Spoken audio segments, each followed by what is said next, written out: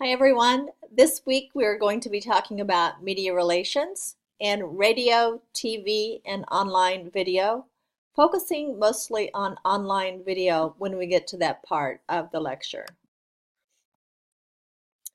So first, media relations.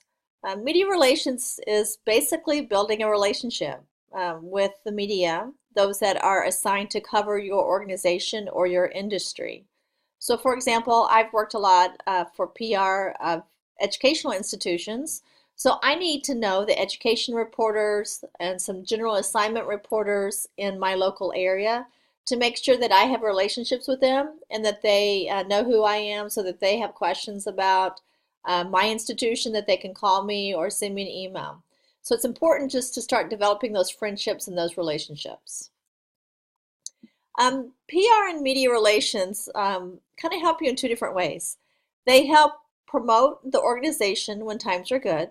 So when you have good news to share, you want to be able to send that information to a reporter or blogger and hopefully have them at least pay attention to it, maybe even cover it and promote it on their website, TV station, radio station, newspaper, whatever it might be.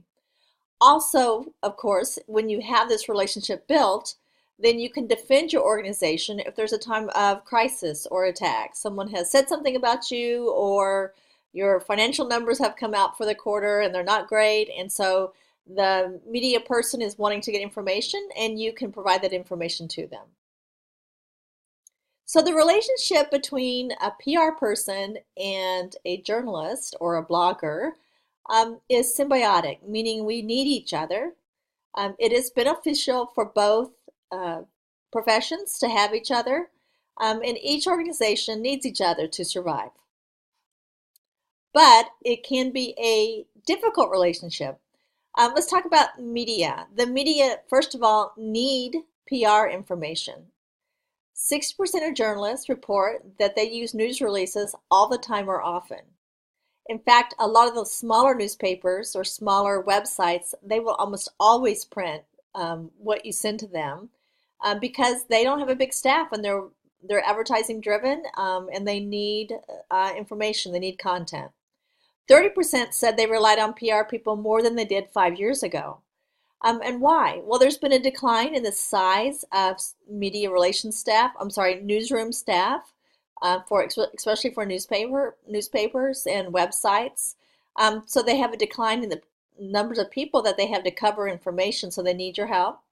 It also saves them time and money. If you can provide them information, provide them, hey, go to this website and you can find our media kit, that just helps them. They can do things quicker and more efficiently. Also, you as a PR person representing, if it's an educational institution, a nonprofit, a business, you're the one that has in-depth knowledge of your company and also of your industry.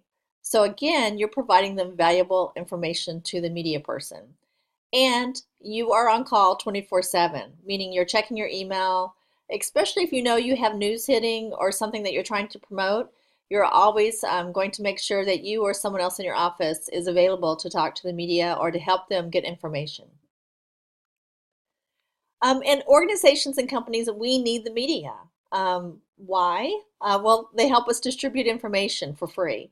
Now, advertising, of course, is a great way to communicate and get information out, but advertising is expensive. You have to pay for that content. Where in PR, you can distribute that information if it's newsworthy, if it's something that the media wants to cover, then they're covering it for free. So it's great for nonprofits, for small businesses to be able to promote themselves because they can do it very cheaply and efficiently as well. Also, it gives you third-party credibility. We talked about this last week, but just having the information that you're trying to promote come through the filter of a media lens makes it more credible because it means that someone else has looked at it, they've checked it, and they are approving it, giving it credibility than you just trying to say and trying to hype something up. And it's cost effective, as I just mentioned. But the relationship can be strained. It can be a little tenuous at times, depending upon the situation. And let's look at some reasons why. Common complaints about the press by a PR person. I'm sorry, by the press against PR. that they can't reach you. They can't reach the PR person. They're on deadline. They need help. They need information, but they can't get a hold of you. Or the PR representative is beating around the bush. They're not being forthcoming, or that they're trying to hide information. That's not a good strategy. It's always better to tell the truth. We'll talk a little bit more about that when we get to our do's and don'ts. Another complaint is poorly written releases or any kind of writing or copy that they send out, that there's too much hype. There's a difference between marketing and PR. Marketing is more driven about products, and it is more hype, where PR is about having a good image and communicating information. So it's not as much about trying to hype something up. It's about providing valuable, newsworthy, timely information that the media should want to cover. Another thing is that copy is boring. That's why PR people, we send you through a lot of writing classes, because you need to be able to write concisely and creatively at the same time. Another criticism is that the PR people don't understand the rules of the media about what gets covered, when their deadlines are, how things operate, and that they're always trying to grab free publicity. And as a PR person, I'm going to say if I can get publicity, I'm going to take it. So I would agree with that one. So, now, some complaints that a PR person has maybe about the press, that the press overplays the bad side, the negative.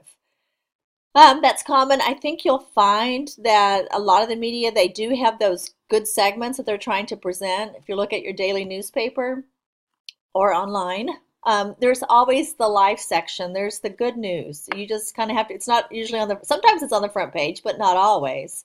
But it is there. It just maybe isn't going to be featured at the top of the hour on your local newscast or on the front page of your newspaper.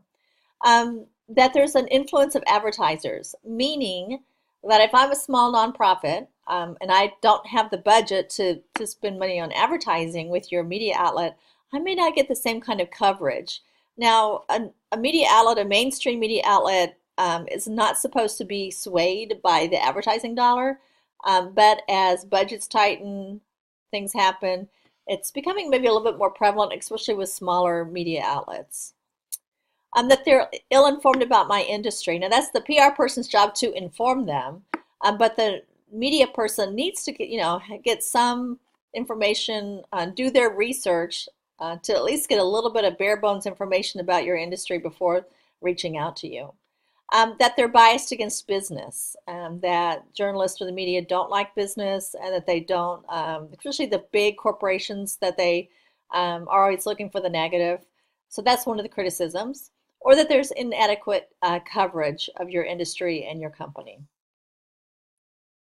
So this is the daily relationship of a PR person to the media works something like this.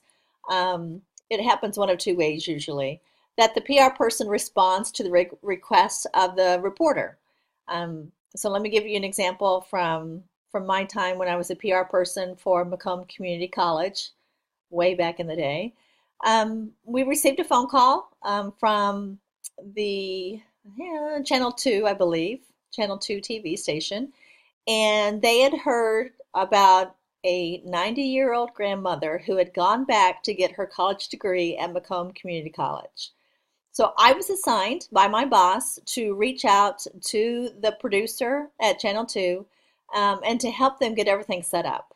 So I called them, the producer, find out what they need, what they want, and then I reach out to the student, the grandmother, to see if she'd be willing to have them come talk with her and do a news story about her. Then they wanted, the producer wanted to have some video of her in a classroom with a teacher. So then I had to find her schedule, talk to her teacher. I talked to several of them to see which one I thought would be the best fit for that news story, and to get the teacher's permission that we would have a camera crew coming into the classroom while she was teaching. She agreed. So just a lot of, just setting it up, legwork, and then the day of the scheduled interview, I met the grandmother a little bit early just to talk through everything with her. The reporter and camera person showed up, and They do an interview in the cafeteria area at the college, and then they follow us down the sidewalk into the classroom and shoot the story. It was a wonderful story. It was beautiful. It was just a lot of fun to work on. So that's one example when the media reach out to you to get help with the story. The second example is when you reach out to the media to ask them to cover an event, ideas, issues, opinions, whatever it might be. So another example, when I had my own business, one of my clients was Kelly Assisted Living Services. And as I told you last week, we did an editorial calendar where I would have a theme for the month. And I don't remember what month it was, but there was a certain month that was called Senior Safety Month, not for seniors in high school, but for senior citizens, to make sure that your elderly parent, your neighbor, your grandparent, have safe accommodations around their home. Such as getting rid of throw rugs, making sure you have grab bars in the shower, making sure they can keep their pills organized and that they take them, that kind of thing. So I sent out this news release with this information. It was a feature release. And I had might have been Channel 7, respond, and they wanted to do a story. So I had inquired of them, and they accepted. They liked the idea. It was timely because it was Senior Citizen Safety Month. I was, giving them the information that they needed, and then we just arranged to have a senior citizen. We went into her home in Ferndale. It was live shot early in the morning on the morning show, and the camera person just talked to her and walked through the house, and we had a manager from Kelly Assisted Living Services there to be the one that was answering questions from the anchor people. So again, it was a really good story. It was one, though, that I started, that I sent out to them, and that they responded to me. So those are kind of two examples of that. Sometimes people say, why bother to deal with the media? But you need to, companies and organizations need to have that relationship. If you are open and you have good communication, that only enhances your credibility. Also, if you've got good stuff going on at your company, your organization, you're the one that needs to tell that story. Many times good deeds go unrecorded unless you tell them out. You're the one that needs to shout it out from the rooftops. Media reach more people in one day than you will in a lifetime. They just have the power of the microphone. They have a large audience. And so it's great that you can reach those people if you work with the media. Another reason to deal with the media is to counter rumors. Rumors get out there and start all the time, and you can set the story straight. Also, if you're not talking to the media and having some, image building, then your competition may be doing that, and they might be getting all the coverage, and that's going to not always bode well for your bottom line. I also want you to think, when we talk about media, if you've had any other classes, I always say, well, when you say media, who do you mean?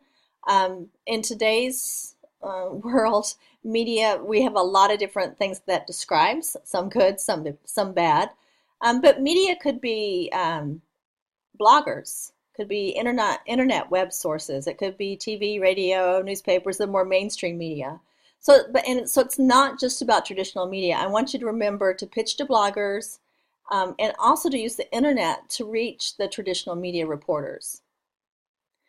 In fact, some research shows that a majority of reporters and editors today depend on social media sources when they're doing their research. So they're on Twitter, they're on different social media sites, LinkedIn, probably even Facebook and Instagram, trying to find sources for their stories. Then they turn to a PR person to get even more research and to maybe put context on the story. So they might be starting on social media and then coming to you as a PR person, or they might find you on social media as well. So you should be following them, different reporters that are in your area or your industry on social media to see what they're looking for. So 89% of journalists said they turn to blogs for story research. So hopefully you've looked at our client's website and you know that there's a blog there. And that's a good way for them to get information and for them to do research. So I think blogs are a good thing for every organization to have. 65% go to social media sites such as Facebook and LinkedIn. 52% go to places like Twitter. And 61% use Wikipedia as a starting point for their information. 84% said that social media sources, though, were slightly less or much less reliable than traditional media. And so they are, the complaint is that social media, of course, as we know, suffers from a lack of fact checking. There's no verification. The reporting standards are different. So most journalists will turn to a PR professional sometime when they're doing their research for assistance, because we are professionals and we have more credibility than someone that might just be on social media. So your organization really needs to have a presence online. That's really where everything is starting there. If your news content is not visible online, then it's going to be more difficult for you to have a good media relations program. You need to appeal to both traditional media and social media at the same time. You don't want to leave either one out. So 20, 30 years ago when I started out in PR, I didn't have to worry about social media or the internet. It's made the PR person's job much easier, but it's also made it busier, because now you not only have, you're writing news releases and you're doing a website and you're handling events and speeches, but now you also have to handle social media, websites, things like that. So it's made it easier and more efficient, I think, but it's also made it a little bit more complicated. That's kind of contradictory, but it's true. So, all right, let's look at the do's of media relations. You need to be accessible at all times. Especially if you have a story that you know that someone's working on, the key reporter should have your office and mobile number. On all my news releases I send out, I have my mobile number on there for them to reach me. They should have your email address, how to reach you online. An example, I had set up a radio interview. I was working for Goodfellows when I was at an advertising agency, which is a nonprofit, and the county executive from Wayne County was going to do a radio interview about the Goodfellows project. I had a call like at 6 in the morning because he was running late, and they had tried to call him and they hadn't reached him yet. So they were reaching out to me to see if I could track him down. So I called my boss, who called the county executive, and we got it all squared away. But because they had my home phone number at the time, that was probably before cell phones, they were able to reach me, and I was able to reach out and get in touch with him. So be accessible. Next, be truthful. Never lie, never evade. You're going to see lots of examples of people lying and evading, but it is not what a true PR professional does. If you lie and evade, it's going to just make the story worse. There's going to be cover-up. It just is going to blow out of proportion. So being truthful, even if it hurts, is the right thing to do. You always want to be accurate, clear, dependable. If you say you're going to have information to them at a certain time, get it to them. If you can't get it to them, you need to communicate that, hey, I'm delayed. I'll get it to you in an hour. But always be very clear with what you're trying to accomplish for them. Next, be helpful. Give newsworthy, interesting, timely stories and photos. Provide the information to them when they want it, when they're on deadline, and give it to them in a form that they can use. The better you are at following standards for journalism, then the less work they have to do, and the more likely they are to use your information. Do answer questions. There's 3 possible answers. Here it is. They ask you a question. You say, here it is. Here's the information you need. Or it might be, I don't know. That's a good question. I don't know. I'll find out for you and get back to you. Or I know, but I can't tell you what I know because, and give the reason. I would suggest that you need to avoid using the words no comment. It just looks like you're trying to hide or evade. So maybe you don't give them exactly what they are looking for, but you still answer the question and don't use the words no comment. Do remember deadlines. Get back to a reporter if you don't have the information by the deadline time. Do explain. Most reporters don't know your organization like you do.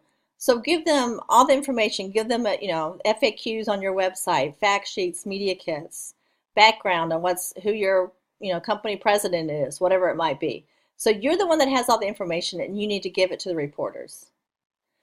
Do correct errors politely. I say ignore those minor errors. If they're quoting me, Laura Hudson, and they spell my first name Laura, it's my pet peeve, but I'm not going to call them up or send them an email to correct them on that. That's just a minor error. If it's a major factual error that changes the accuracy of a story, you should call or email the reporter and talk to them about it and just kind of see, the context of why they reported it that way. It could have been a simple error. They could have received information from someone else that was different than your own information. So talk it out. If the reporter's not cooperative, then you can go to their editor, but I would not go over their head first. Do be a user of media. The number one criticism of PR people is that they often don't have any idea what the reporter writes about. You need to know the reporter, what they like to cover, kind of what makes them excited about covering, what makes them tick. You can follow them all on social media. You can watch their news reports if it's local TV online. There's all kinds of ways that you can follow and be a user of the media. The first thing you should be doing every day is looking through the media and seeing what's being reported that day. Next, keep your media list updated. Reporters, media people change jobs often. Everyone does these days, it seems like. Many times interns in a company are the ones that will be in charge of updating the media list. A media list is basically the name of the reporter, the name of the publication or the outlet, their email, their phone number, how they like to receive information. And it's just kind of like a spreadsheet that you keep track of. And if someone changes jobs and there's a new reporter that covers education, then you put the new reporter's name on your spreadsheet, and then that way you have them to reach out to when you have a news release or some information to send out. So know who they are. Don't be a spammer. We'll talk more about that when we get to the don'ts. And here we are. We're at the don'ts. Don't hype. Too many releases contain words such as unique or revolutionary or state-of-the-art. Don't sound like a commercial. That is not the purpose of a news release. You're giving information, and your information needs to be newsworthy. I once had a client tell me to make something up and send out a news release. I ignored him because it's not going to work. I could have made something up and sent out the release. They're not going to run it. It's just going to make me look bad as a PR person because I'm not following, the rules of what's newsworthy and what's not. So don't hype. Don't blame. Many times news staffs are shrinking, but many times it's not the reporter who's doing the editing or who's writing the caption of the photograph or who's taking the photograph. Sometimes it's the same person depending upon the size of the media outlet, but not always. They're often not the one who chooses the placement or writes the headline. So don't blame the reporter for things like that. Next, don't complain if a story is not used. Don't go over someone's head. If information is not newsworthy in their opinion, no amount of begging or complaining will change that fact. They're just not going to use that news story. I had a friend who had a whole big PR campaign ready to go, and the day that they were ready to send it out, September 11th, that her, feel-good news story just disappeared because of the major news that was happening, of course, on that day when the Twin Towers were attacked and collapsed. And that was the major news story for months after that. So PR people didn't get a lot of coverage then because the media didn't have time. They had their hands full, their pages full, their airtime was full with a much more important story. Don't ask to check a story before it runs. Please don't do this, or please don't let people do this to you. If your boss wants you to say, well, you need to check to see what that reporter, how they wrote that article, That's an insult to the professionalism of a reporter. It's called uncontrolled media for a reason. They take your information and they write it. They are the ones who work with it. You have to trust their professionalism. I have very rarely been burnt because of someone who wasn't professional. So really, you're going to know the reporter who you're working with because you would have already done your research, and you will know what kind of professional they are. Next, don't snowstorm the media. A blizzard of releases will not work. So if you're sending a news release every day, and it's a small college or a small organization, they're not, they don't need to hear from you every day. You're not GM. Not that I would even say GM should send something out every single day. Always just stick to your news values, stick to what's most important, send to the most appropriate journalist at each media. Don't, so if it's, as I've used the example of education, so I know who the education reporter is, so that's who I send my information to. But if you send out too many releases, you're going to be a spammer, and your releases are going to start going in the trash bin, in people's email, wherever, however you might be sending it. Don't be afraid to say, I don't know. It's okay to say those words and say, I don't know, I'll get back to you. Let me do some research. I have said that many times, and you never know what kind of questions you're going to get. So give it time. Just say, I don't know, and then get back to them as soon as you can. Don't mislead. I talked about that earlier about you never want to lie or evade. Don't expect all stories to be favorable. That doesn't always happen that way. So I would say that many times, your stories are favorable depending upon what kind of organization you're working for. But you're not going to have all positive information all the time. Don't block. If a reporter is calling you, they're wanting your information or your comment on a story, and you refuse to cooperate, or your boss refuses to cooperate, it's probably not going to kill the story. You know what that does? It's going to say that the story is still going to run, but your voice is not going to be heard. So it's much better to have an answer, to cooperate, to say something, to have some kind of comment, than to try to block a story. Don't get into a fight. Just doesn't work. They're the ones with the microphone. It's just going to develop into a bad relationship, and it will not come out well for you usually. Okay, this is the second part of our lecture. This is much shorter than the first one. We are focusing on online videos in here for our particular client. This is probably the best use of what we're trying to do with this type of PR strategy. But let's talk a little bit about radio TV before we get to online videos. Radio is still an integral part of daily life. It may be someone listening to radio online now or through their app that they have on their phone. 90% of teenagers and adults still listen. And it's still an effective medium to reach either a broad audience or a very specialized audience. So when I was buying advertising, when I worked at Macomb Community College, we were reaching adults that wanted to come back and get their college degree. So we knew which radio stations, because of the statistics, the ratings, we knew which ones were the best stations for us to use to reach adult listeners. And that information can also be used by PR people. Television even has relevance today in the internet age. It's a very adaptable medium, very quick. You can get a story on there quickly if something happens. It's available on most devices. Don't have to just have a TV anymore to watch TV. It reaches a large number of people. Then there's online video. It's a very popular medium. It's growing. YouTube, I can't remember the latest stats about the billions of views that they have every day, or the billions of videos that are being uploaded every day around the world. But it's pretty amazing how fast they've grown and are taking over, in some regard, at least online video. So videos are a really good way for you to educate and communicate to your customers. People like watching videos.